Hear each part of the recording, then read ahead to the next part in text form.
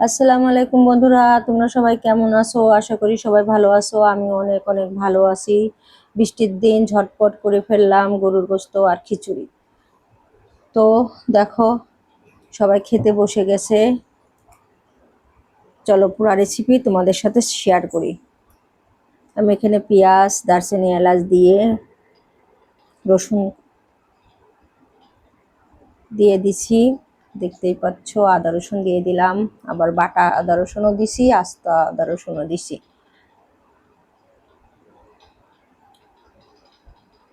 ধুয়ে রাখা পরিষ্কার করা চাউলগুলো রেখেছি আমি ঝরা দিয়ে, সেটাও দিয়ে দিব। লবণ হলুদ দিয়ে দিলাম। আমি এখানে ডাউলটা দিব না, এটা আমার মেয়ের অনুরোধ যে মা তুমি কোনো রকম ডাল দিবা না। পোলার চাল দিলে সে ডাল দিতে খালি নিষেধ করে। তো তার বাবা বলেছে খিচুড়ি খাবে, সে বলছে তুমি ডাল দিবা না। ডাল ছাড়া কি খিচুড়ি হয় বলেন? কিন্তু মেয়ের অনুরোধ রাখতে ডাল দেইনি। এই তো কয়েকটা কাঁচামরিচ ছিঁড়ে রাখছি, সেটাও দিলাম। অল্প অল্প মাথাটা আমি কেটে রেখেছিলাম। এখন আমি গরম পানি রেখেছি, সেই গরম পানি দিয়ে দিলাম। এখানে কিন্তু গরম পানি অ্যাড করছি আমি, আগে থেকে আমি গরম পানি করে রাখছিলাম। তেজপাতা দিয়ে দিলাম। এখন আমি সরষের তেল দিয়ে দেবো উপর থেকে। সরষের তেলের একটা গন্ধ থাকে, খুব ভালো লাগে আমার কাছে। আমি খিচুড়িতে সবসময় এইভাবে দিয়ে দিই। তো আমার খিচুড়ি রান্না করা শেষ, আমি এটা রেখে এখন আমি মাংসটা বসিয়ে দিব। আমি কুকারে পরিমাণ মতো তেল দিয়ে নিলাম। দারচিনি এলাচ ধুয়ে রাখছিলাম, সেটাও দিলাম। কুচনো পেঁয়াজ,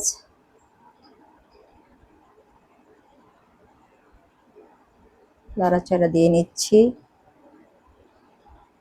তেজপাতা দিয়ে দিলাম।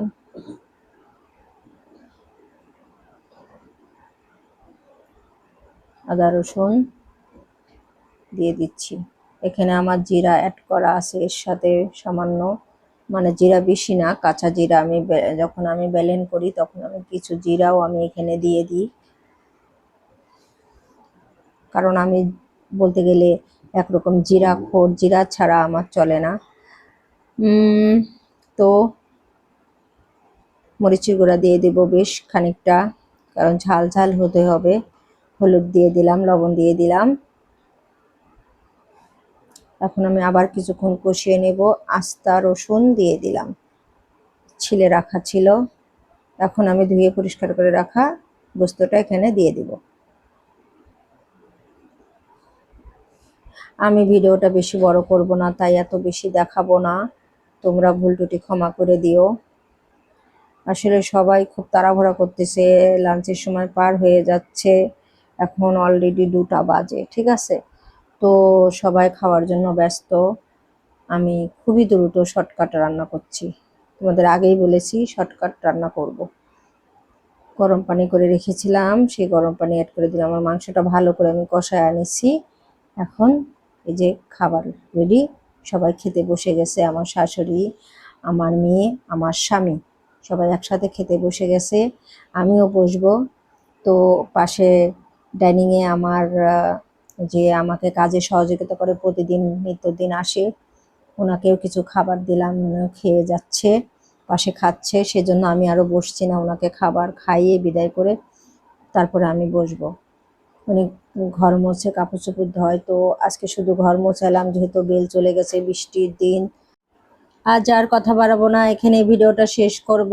আমিও খেতে বসবো, তোমরা আমার জন্য দোয়া করবা, আমি যেন তোমাদের সামনে ভালো ভালো ভিডিও নিয়ে আসতে পারি। তো আল্লাহ হাফেজ।